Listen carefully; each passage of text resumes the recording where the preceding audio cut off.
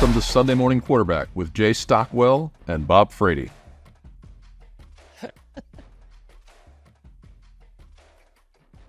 What? We have gone completely off the rails here at Sunday Morning Quarterback. What? Jay is now... Oh, wait. We have a special guest on our show, the Unknown Husker Fan.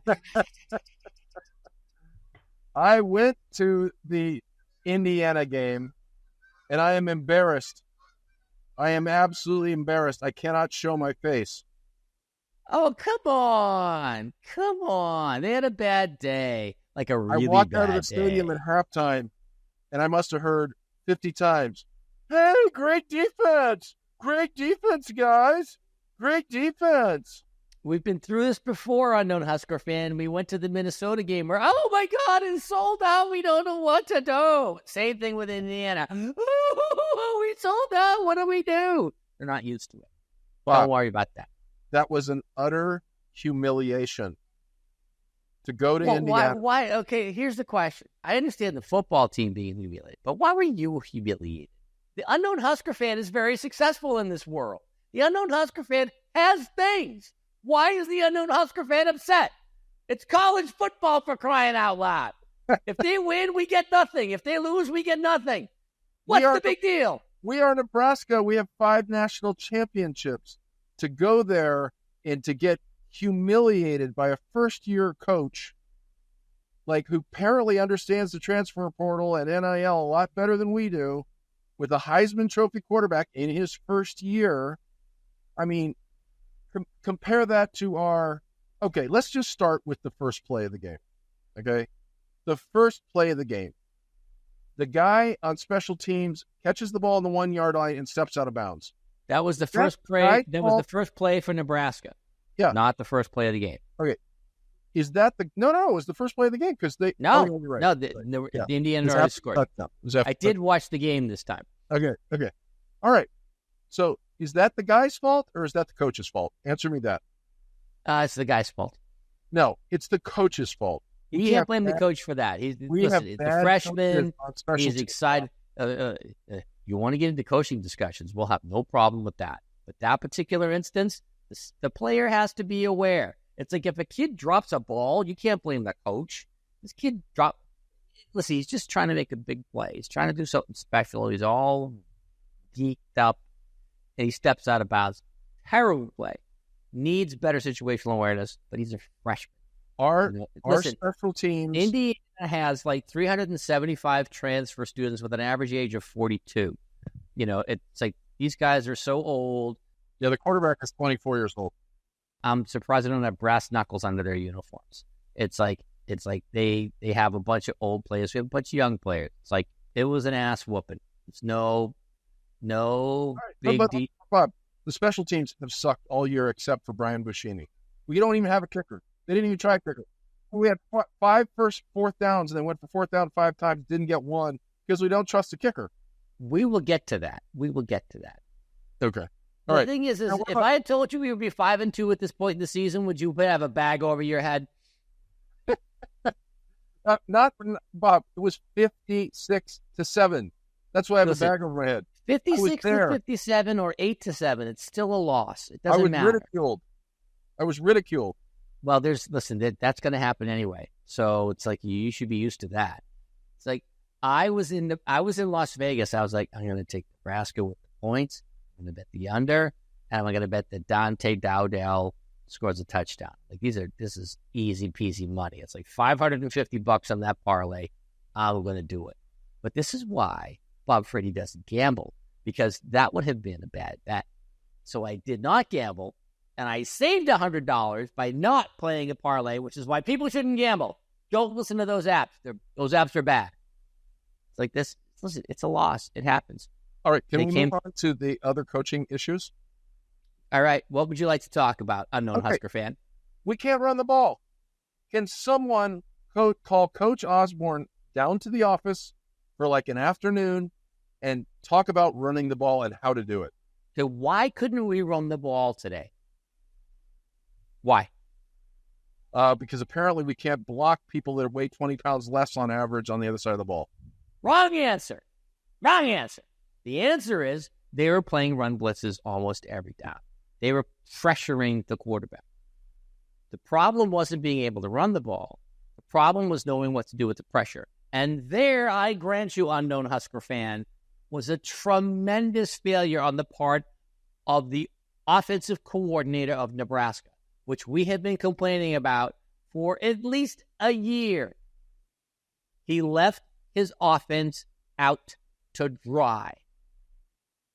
We have nothing in the flat, no screens, no quick passes, nothing. Offensive coordinator did a terrible job of preparing this team for pressure defense from Indiana. Terrible job.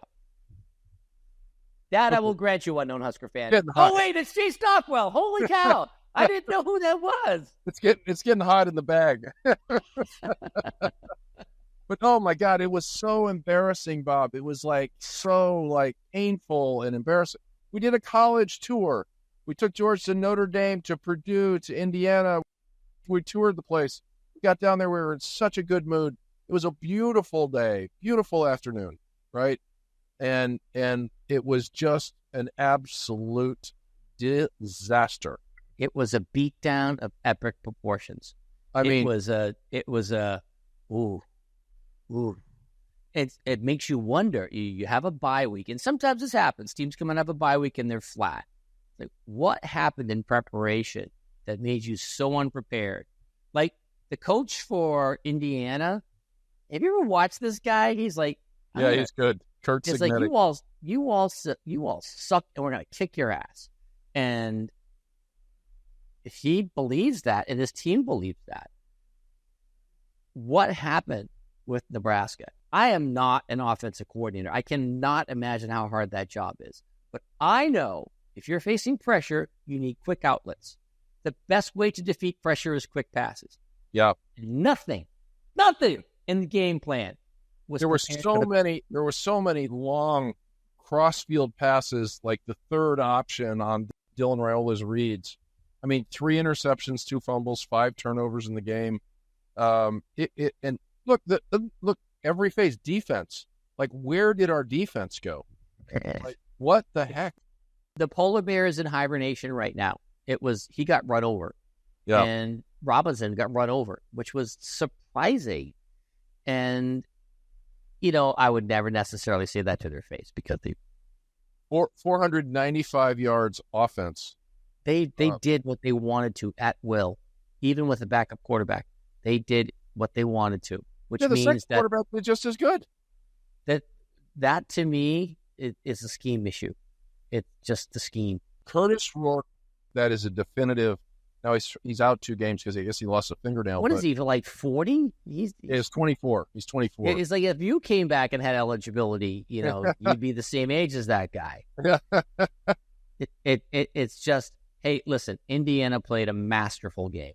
They really played They well. They are for real. I watched it. No doubt, no disrespect. JMU was no joke last year, and about 30 of the players came over from JMU. It was actually 12, but they brought 42 players in. Yeah. From the portal. But to me, I was watching this game. I'm like, how are you not game planning for this? It's like Fedoni should have had at least a dozen catches, and he started catching the ball well at the beginning, and they went away from him. It's like, throw the ball out quickly. The thing that we're seeing about Raiola is he has questionable footwork and throws some balls off target because of questionable footwork. Because he's 19. He's supposed to have questionable footwork. But the way to overcome that is quick throws. And I'm like, I stopped my job. I'm just an observer. My observations are like, you just were not prepared.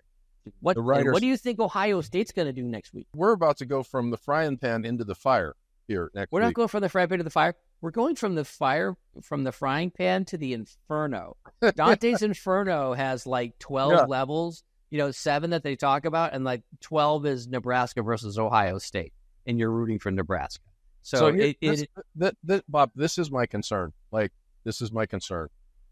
And no group has been more supportive of Matt Rule than we have, right, over the last 2 years. Right. But we are not supportive of Marcus Satterfield. At least I'm not. I have not been supportive of him since last year. I totally agree with it. But you know what? Right now, with the schedule that we have left, this could be another version of last year. Last year, at least we only lost by 3 points 5 times or 6 times or whatever it was. We got blown out by Indiana 56-7.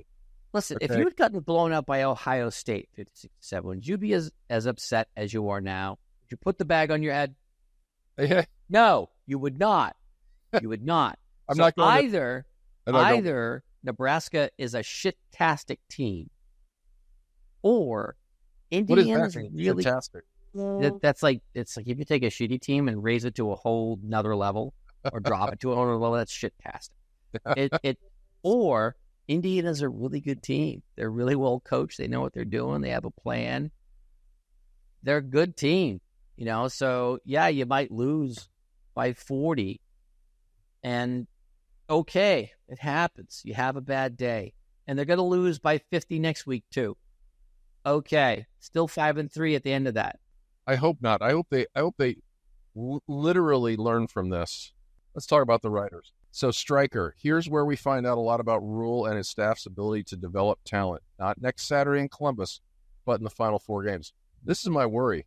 This could be last year where we don't win another game, and it could be a lot worse. Right? Stukenholtz, defense got outplayed, outcoached, really out everything by Indiana's offense. It was unacceptable performance from the black shirt in almost every way. Cole Stukenholtz for Husker Max SI.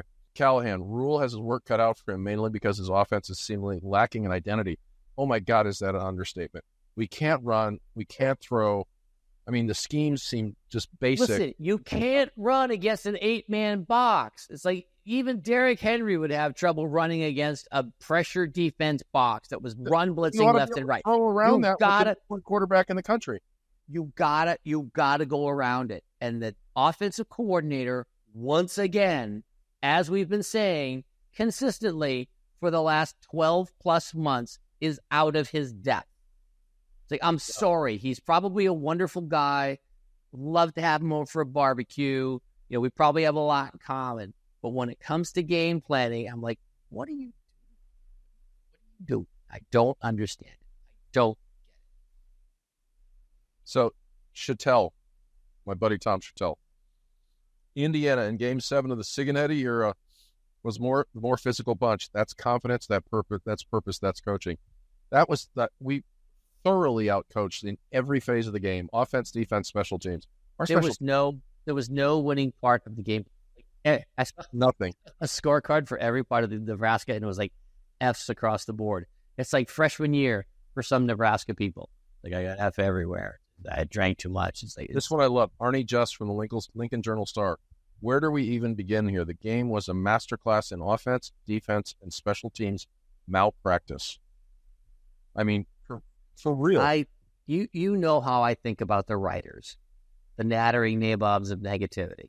It's like that's their job. That's how they get clicks. Negativity gets clicks, so they want to be as negative as possible. And the fact of the matter is that Nebraska's not as good as 11-1 as I thought they were. They're not.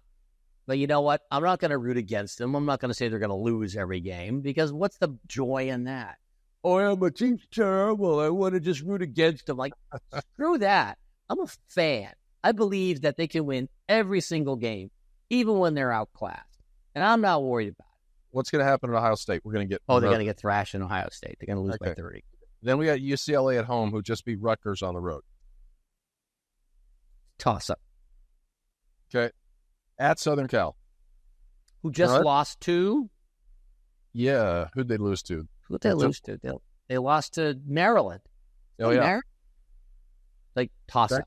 That could be a winnable game. We might have to go to that one, Bob Frady. Those 2 games are both winnable. And by the way, this is my 3rd game I've been to this year. By the way, this was college tour. This wasn't a planned game for me. Betsy scheduled this did Notre Dame, Purdue, Indiana college tour. She didn't know that we were playing the game. So George was, when he found out that must have been one. Betsy must have been so happy to understand that she was going to a Nebraska football game. We both have wives who tolerate hard Nebraska fandom, but do not want to be part of it in any way whatsoever. So when we drag them to a game, it is not a happy time for either. She said that she has checked her box for 2 years in a row. So it's over. It's over. But Listen, let me ask you one question. If UB had been there, what was the probability of a fight breaking out? Oh, it would have been certainty. There was so much bad mouthing Nebraska going on at every level.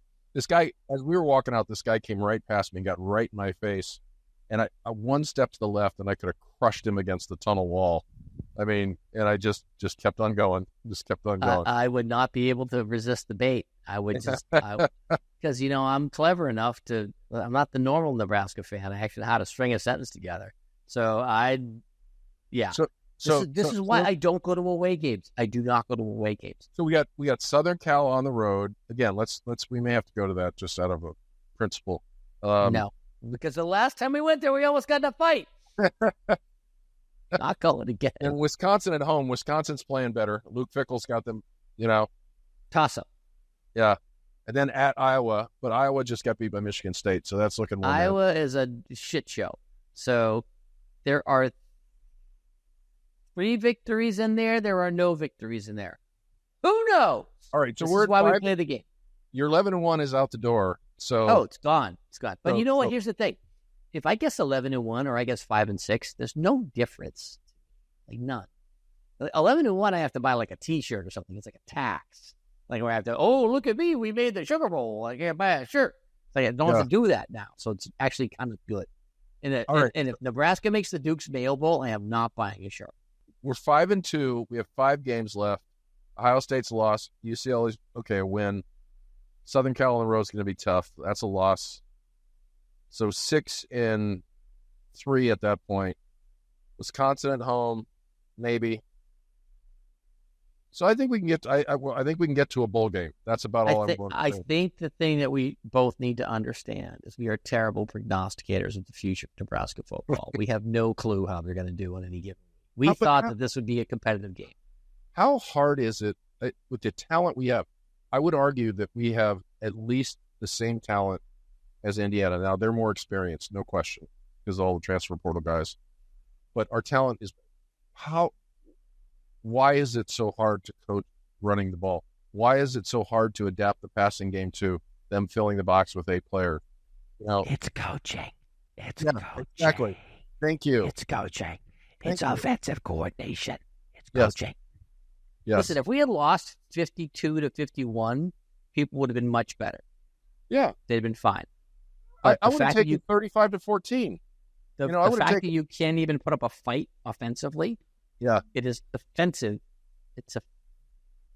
And listen, this whole bipolar approach where we have 28 points in one half, we have 0 in the next. It's like, this is coaching. Coaching. It's not talent. It is coaching. And Matt Rule's responsible, Mr. $8 million a year, man. Still believe in you, but you gotta get a new OC. You got to get a new OC. And because you give the defense, a hand down when you're playing crappy offense. It's like defense shouldn't be 3/4 of the game. I would literally consider a midseason firing and promoting somebody, getting more involved in the offense directly. Part of me as the fan wants that to happen. You want to see some level of responsibility. But those rarely work out very well. Yeah. And does he have that on the team? I don't know. But I'm sorry, Satterfield. No. And you got guys like Bill Bush sitting on the sidelines in Lincoln who knows special teams. Like, our special teams are terrible. Yeah. Special team. I almost forgive Barney for trying to be enthusiastic as a freshman and make a play. Derek Harmon did the same thing in the Super Bowl for the 49ers way back in the day. It's like, sometimes you just get caught up. Yeah, it's a bad play, but it's a play that's meant from enthusiasm, and that's okay. That's more forgivable than if you had let it bounce and then the other team recovered. I think it's emblematic of really terrible coaching because I also think that Fedoni should enter the portal and go to a school that knows how to throw the tight end.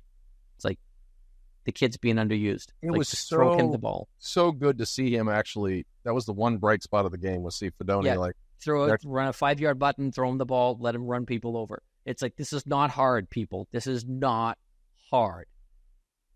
Quick throws, quick outs, running backs in the flat. You got to running forward, not running sideways. You have a super talented quarterback. You're asking him, by the way, this is beautiful out here. I'm on Bob Frady's back upper porch. Look at this tree. And we got all these ducks flying over here. I mean, this is amazing. It's as beautiful as Nebraska making a bowl game. Yeah. That's how beautiful it is when we make a bowl game. We've completely just ratcheted back expectations now. All we care about is getting to a bowl game. Just get us to somewhere in Florida or Tennessee. Okay, that's all. Listen, there's something that's pretty clear. Nebraska does not have a lot of talented wide receivers. And, if you're not getting open, there's no one to throw to. So you have to have plans where you have quick throws, running backs in the flat, tight ends up the middle, wide receiver screens. How many screenplays did we see? Any at all? It's like maybe one. Like, come on, they're playing. The problem is the throws. They're playing pressure defense. Throw a freaking screen. Dylan's throws were on his third progression so many times and long passes across the field that were easy to read. So he got picked off so many times. I mean, it's like, yeah, but that's because you have too many long developing plays. Yeah. Quick hitters. And you know what? All of our bitching isn't going to matter. The coaches have to coach. And God bless them. I hope they do well. I might start Heinrich Harburg and just run the ball next week. Leaving Raiola in the game in the fourth quarter, I'm like, what are you doing? Are you trying to get him hurt? You think he's going to learn something down 35-7? Yeah, let's get Kalen some reps. It's like, you don't want to burn people's red shirts and all that stuff, but it's like, get some reps for other people. Like, the game's lost. At a certain point, you got to understand the game's lost. If you're down 28 points, your chance of coming back is nil. And get other people experience. Now, they did play the backups in the fourth quarter, which is why Indiana was able to score so readily. They played a lot of kids who probably didn't play otherwise. But they did go for it on fourth down 5 times and didn't make it once, so that drove up the score. It's like, have quick hitter plays. Just quick plays. Quick. So when we first hired Matt Rule, I didn't know who he was. So I went to the Carolina, the pro experience, and they were just vilifying the guy about just like the team does not play. It's incompetence across every function on the team. That's what yesterday felt like. It felt like we can't do anything right. I thought about that a little bit, and no disrespect to Matt, I don't know him that well, so it's like we don't know him at all. Neither of us have ever met him. I would say that he to me is a preacher. Signetti from Indiana is a general. He's like, we have a standard, we're playing in the standard. This is how we do it. Get in line. And it was a preacher versus a general, and the general just ran over the preacher. So he used to work for Nick Saban at Alabama.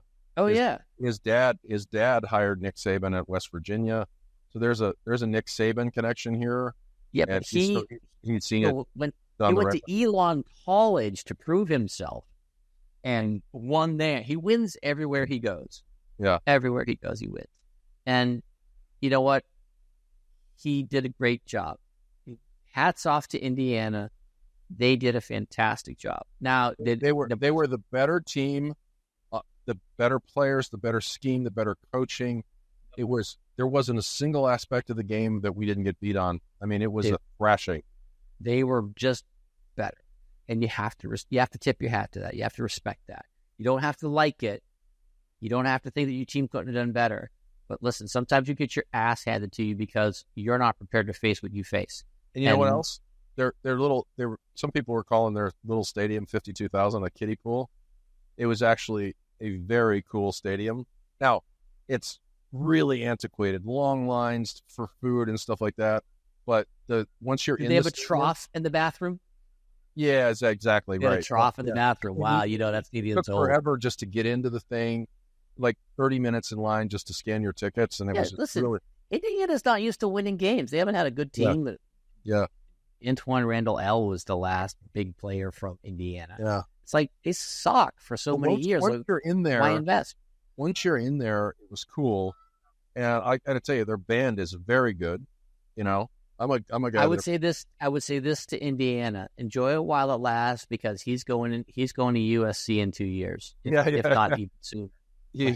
Somebody's going to come on with a big giant check. Like, come on, let's go. Yeah, he's going to go. He'll be out of there. Yeah. But Indiana, enjoy it for the next year, because after that, he's gone. Super impressed by the whole Indiana experience, and the Kelly Business of School or School of Business. We went to visit that. I thought that was really cool too. So, Indiana made quite an impression. Indiana's a great school. I've had such a great time with Indiana. I'm happy for their success. It's not going to last. Don't invest in the stadium. I was most impressed with Notre Dame. That just I would love my kids to go to Notre Dame. It's just, $20 billion endowment, most beautiful campus I've ever seen. You haven't been to Big Four now. That's community beautiful service. Princeton, you want to talk about a beautiful campus. So yes, community service. These guys are there's an identity at that school. But you know what? We survived. We've lived to tell. At the end of the day, people, listen, there'll be another day. We got Ohio State next week. It's college football. Like, if your life is dependent upon college football, then you really need to reconsider your life. Yeah, it's a thing that we do that we like. And if they win, fantastic. If they lose, that sucks. But we get past it. The next day dawns, and I don't know about you, but the last couple of days have been fantastic in weather. So we've weathered the storm. We've come out on the other side. I really hope Matt Rule can put on a respectable showing in Ohio State. I don't think so. Yeah. I don't think so. It's one of the first times I think this is going to be bad. It's going to be a slaughter. That said, you never know. You never know. Hope springs eternal in the land of Huskerdom. All right, well, take us out, Bob Fraley. Go Big Red! I'm going to be quiet in your neighborhood. Go Big Red. Go Big. Don't do that. You're on the top of a house. No one knows your name. There you go. There you go. Oh, I heard it reverberate over the lake. Yeah, I have that reverberation house. Until next week, people. All right, go Big Red. Let's go to Ohio State. Can't wait.